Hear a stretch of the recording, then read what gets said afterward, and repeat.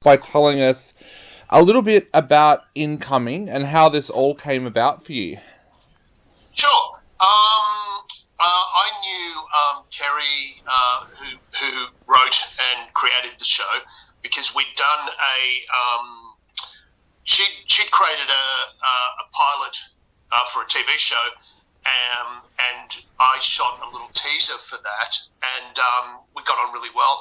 And then when this came up, when she had the idea for the show, she basically just called me and said, would I be interested in shooting it? And of course I immediately said yes, because I think she's very talented, and I was keen to work with her again.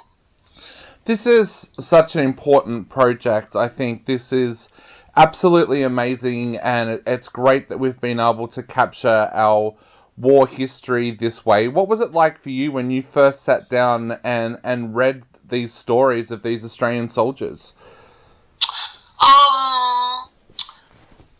Look, it was, I guess to be honest with you, the first thing that struck me was I just really appreciated how well drawn the characters were. And I think Kerry's a really good writer. And I know that she's got a military background herself. So her husband was in the military in the UK, and she quote unquote, she calls herself a military wife. So I knew that she was coming from how would I put this? That this was something that was very personal to her. This has been very loosely based on real experiences, and it just struck me as being very well written, very interesting conceptually, and actually about something that needed to be aired. I mean, I guess it is aired, this kind of topic, but perhaps more so. I guess you can't quite. How would I put this? You can't. It doesn't hurt to keep putting this kind of content out there, if that makes sense.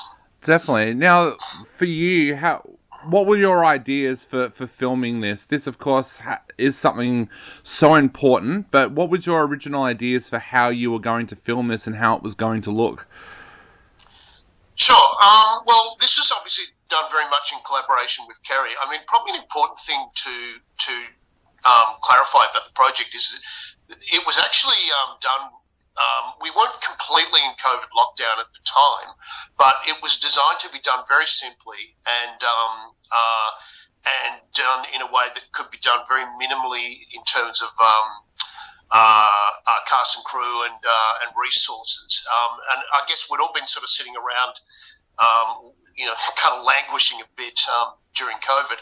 And so Kerry's concept was, it actually, and she said this before, but she kind of got the idea for the look and the film, the show, by watching Gogglebox, which I've never actually watched, but I know what it is. And her concept was that, wow, what if there was a sort of a way in which these soldiers could almost have an online, if you want to call it this, almost like a chat with an online psychologist. And so the idea was that everything was done from one fixed camera position, almost as if it was, like a Zoom call, say. Yep. And so the camera had to be very static. It couldn't move one iota for the entire shoot. And then, the show, the series, as you would know from having watched it, is the different episodes are intercut with very different characters, and we follow their stories. And so Kerry is great because she's got an animation background. She's really good with visuals because she's got that artistic animation background. And so we talked a lot about, well, what kind of a look should this set have? And she sent through, because you're talking about one single frame that pretty much remains unchanged throughout the whole almost hour of content. So we obviously had to come up with something that could be as visually pleasing as we could possibly make it. And so one of the first things we did there was and this is, I have to say, very much Kerry's doing, but she was always sending me visual references. The first thing that we came up with was what kind of a colour scheme could it be? And she knew that the uniforms were going to be a sort of a beige, yellowy, khaki sort of a colour. And so, typical color contrast, it's almost a cliche now, but orange and teal is a very commonly used color contrast. So we just decided to use that teal colored background. So that was the first big decision is color. And then she didn't want it to look bright, because we kind of initially had a very brief chat around, well, is this location, that these soldiers are in, is it like an office space? And she sort of decided, no, this is like a designated room, for this fictional device. And then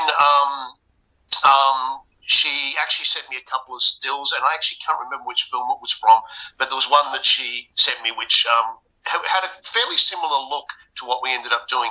So we decided to go with contrast, and so we basically had the soldiers in the foreground reasonably brightly lit, but then we went for a very shadowy look in the background just so that they would pop out more. Awesome. And now you use these new Blackmagic URSA Mini Pro cameras. Tell us a little bit about those cameras and how much they helped with this project as well. I've used that particular camera quite a lot. I think that the 4.6K one that we shot this with, look, that's a really impressive camera in my opinion, because I think Blackmagic have actually, with that particular camera, I mean, they're always putting stuff out, and I think they've done an amazing job with that particular camera of creating a really good production camera that you can actually buy for a comparatively low cost. And we actually used that one. The gear on this series was a bit of a mix-up, because half of it was gear I owned, but a good friend of mine owned the camera, so I just rented it from him. But I'd used it plenty of times before, and I just thought that there had been some discussion about, should we shoot this on a DSLR? And I suggested, no, I think if we use the Blackmagic, we've got Blackmagic RAW, we can shoot 4K. And since we're just looking at one frame effectively, I think we want the best image quality we can. I mean, even though we're finishing in HD for Vimeo and the internet, we shot in 4.6K just so that we would be able to have that high level of quality from which we could make, other masters, say a 2K DCP if it ever went to a cinema, for example. Yeah. What is it that you like about the Blackmagic cameras? You mentioned that you love using them. What is it that you love using about them?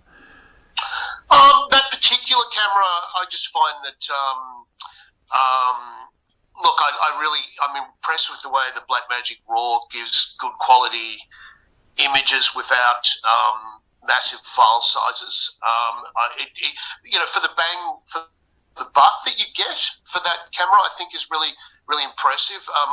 My friend who owns the camera body that we use, he's actually a color grader and does VFX, and he's tested I often, if I've got a camera that I can get my hands on to shoot tests, I'll often take the footage over to his color grading suite and we'll have a play around with it.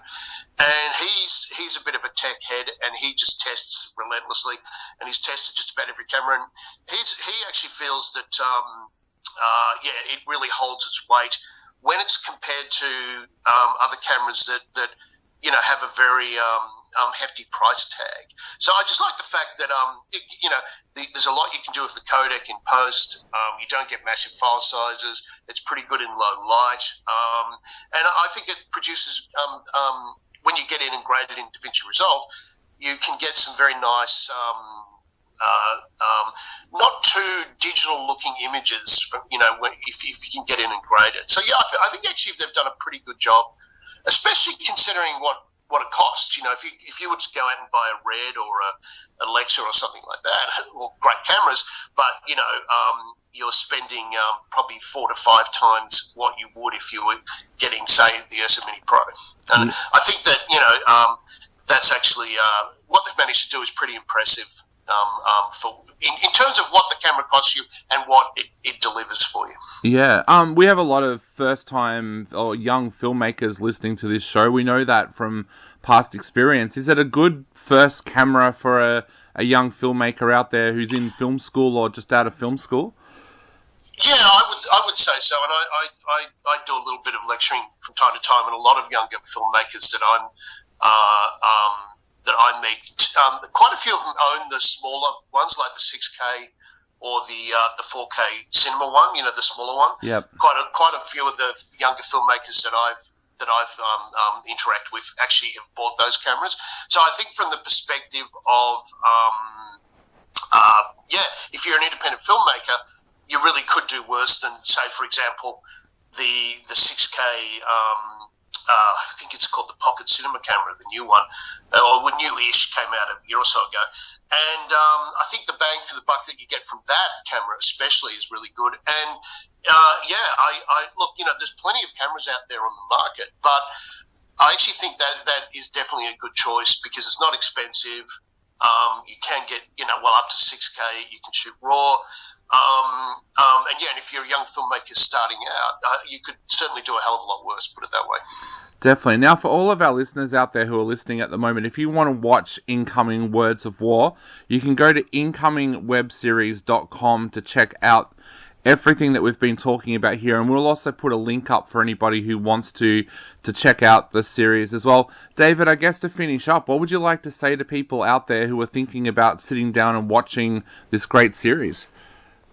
Look, I think that it's about an important topic, but for the filmmakers out there, I would look at it as an example, a really creative and interesting example of what you can do with very limited resources. Because, you know, we shot this with a two-person crew, myself and a camera assistant. We literally used 5 lights, a Blackmagic camera and a boom mic, and Kerry created it to be done with very limited resources. And so what I think it's a good show. I think that the strength of it comes from her writing and the performances. But for younger filmmakers, I think it's definitely a really good one to look at from the perspective of something that is imaginatively conceived to be done on a low, you know, very limited budget and resources. And hopefully that in itself could be inspiring for younger filmmakers. Definitely.